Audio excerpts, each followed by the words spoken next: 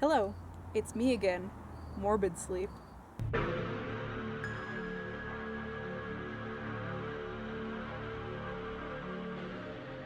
So, as you may have noticed from my church burning video, I am affected by the wildfires in British Columbia. Every summer, parts of the vast forests of British Columbia burn as part of the natural life cycle of those regions. Wildfires promote renewal and biodiversity in British Columbia, but they also have the capacity to destroy homes, livelihoods, and kill people, lives, human lives, also animals and stuff. Canada is like a huge country. I think it's like the third largest country in the world, which obviously spreads across different biomes, meaning there are lots of potentials for different types of natural disasters across the entire country. In the east, hurricanes and tornadoes can level homes and cause flash floods. In the north, extreme cold is the norm throughout the winter, and so blizzards and climate change are the ones you're going to want to watch out for there. On the Canadian prairies, blizzards and extreme cold are also a thing, but also grass fires can travel at 22 kilometers per hour, which is twice as fast as a forest fire can travel, and they are equally necessary to the environmental well-being of like the soil and the other plants and animals that live naturally in the grasslands, to the detriment of human endeavors. In the west, and by west I am excluding Saskatchewan, who considers themselves Western Canada, but they're kind of more in their own group. But I mean mostly British Columbia, maybe parts of the Yukon, and maybe parts of Alberta. Wildfires, earthquakes, tsunamis, and avalanches are the natural disasters of those areas, and that just depends on whether you live closer to the ocean or closer to the mountains. Tsunami versus avalanche situation. And of course, across Canada, thunderstorms are fairly common during the summertime, and that's part of the causes of a lot of the wildfires and grass fires, of course, is lightning. But I did hear that like 40% of fires are started by humans in British Columbia, actually.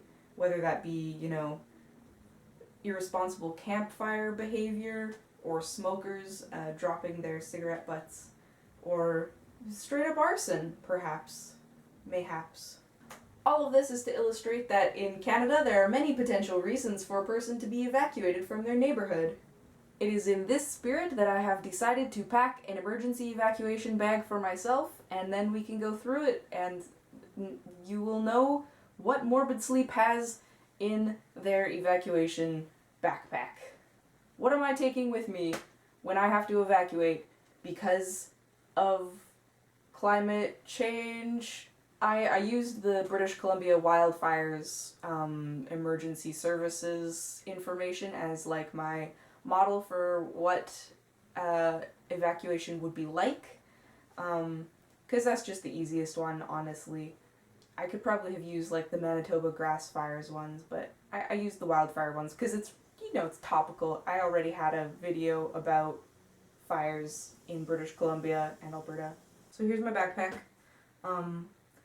And I guess it would be kept by the door. I've heard often if you get an evacuation order in British Columbia, it can be very short notice, so you could have, I heard it's something like 15 minutes to grab your shit and get out. So usually they say like you need to have any important papers and documents on you, and any medications that you require, and your pets and your children, basically. So let's see what I have here. I've got my important documents, my Canadian passport, obviously, in that pocket, so that I don't have to fucking get another fucking passport, because that's a fucking pain in the ass. I have also a knife, so I can fight other evacuees for supplies. A lot of the evacuation centers, it's like school gymnasiums and stuff, and there's usually not very many bathrooms. So I'll fight them to be first to take a shit in the morning. I've got my German copy of the Quran. Very important, so that God's word can sustain me in those dark times. In the big compartment of my bag, I have obviously all of my Archspire merch. Very important. Don't want to lose that. Represents a significant amount of my income.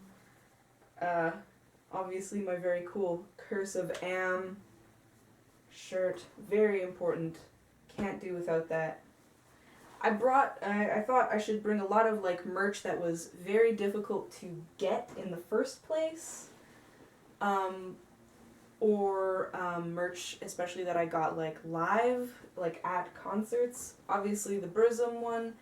Burzum, I think I said how I got this in comments, but anyway, it's not something that I want to buy again, but it's also something that I like having. And it's just a nice warm sweater for your, those cold Canadian nights in the summertime. Obviously, like specific festival shirts are a priority. This is like the only non-metal one. Aesthetic Perfection. Got it at a show. Not really interested in having to purchase another shirt.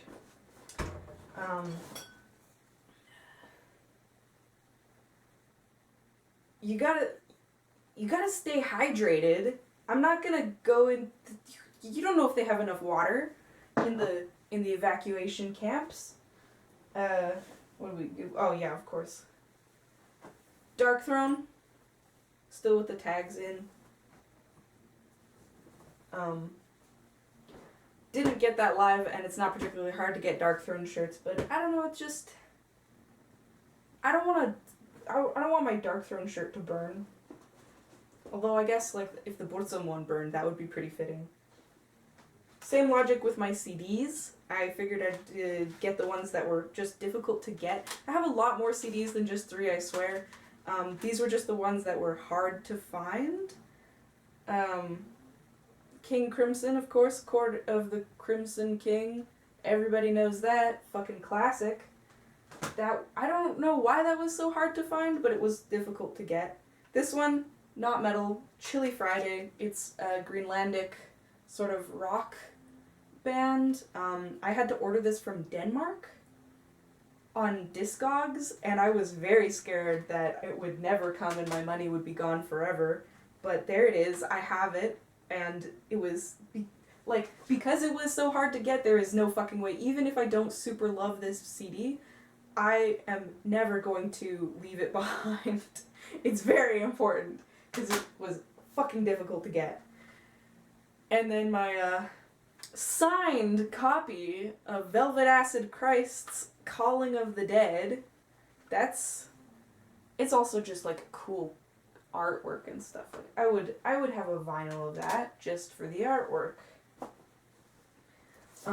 Never taken out of its packaging, Rammstein in Paris, because that's a great cinematic masterpiece, truly. I actually saw this in theaters, in a small, like, independent theater the first time, and the only time that I've ever seen it. It was so awesome that I did buy the disc, and I haven't watched it since, so it's still in its packaging.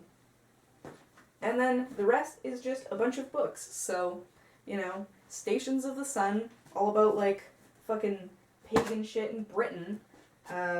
Earth Power, all about magic and earth power. Mysticism, Ritual, and Religion in Drone Metal by Owen Coggins, which I have been sort of kind of reading on and off, but I definitely want to finish reading it. My copy of Bloodfire Death, which is the English copy because I don't read Swedish.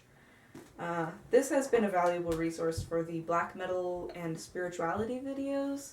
I mean, along with this as well, but I mostly use this specifically for, like, stuff about dead and just the general, like, opinions of people at the time of those, happenings in the 90s.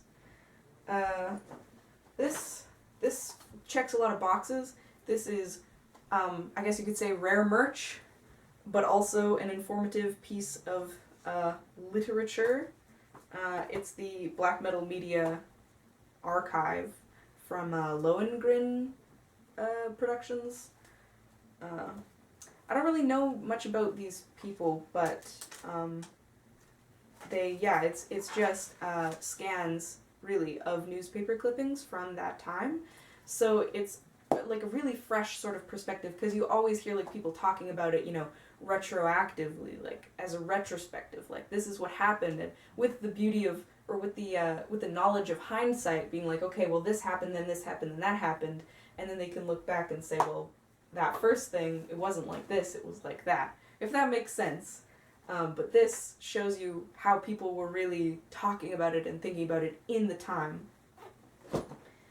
And then I have my Necronomicon, obviously, gift from a dear friend, so definitely don't want that to go up in smoke or washed away in a tsunami or something.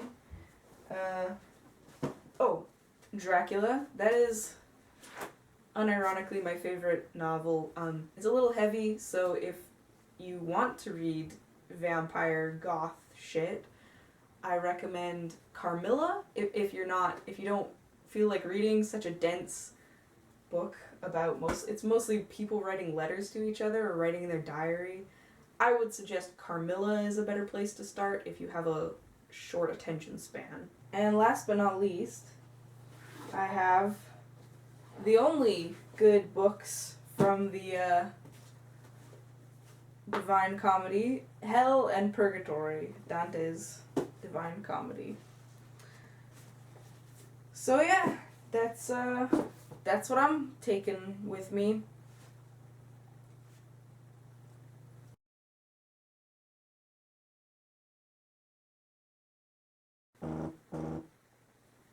Oh my god, my phone is propping up my camera.